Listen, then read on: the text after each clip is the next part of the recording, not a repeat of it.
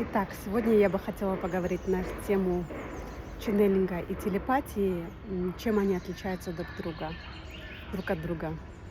Ченнелинг — это есть способность считывать информацию с пространства, общаться с высшими силами, общаться с высшим я, общаться вообще с любым сознанием, существом, которое есть в пространстве.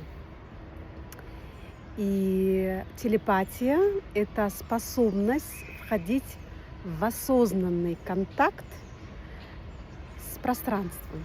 Если в ченнелинге мы в основном считываем информацию, получается, на основе неосознанности, то в телепатии мы уже можем эту способность, развитую способность ченнелинга, мы можем его внедрять в общение с другими людьми, либо внедрять в общение с другими существами, с параллельным миром Земли, либо, можно сказать, можем общаться и с космосом с помощью телепатии. Но чтобы быть именно в состоянии, чтобы именно, как бы скажем так, общаться с кем-то на уровне телепатии, нам нужно для начала научиться ченнелингу.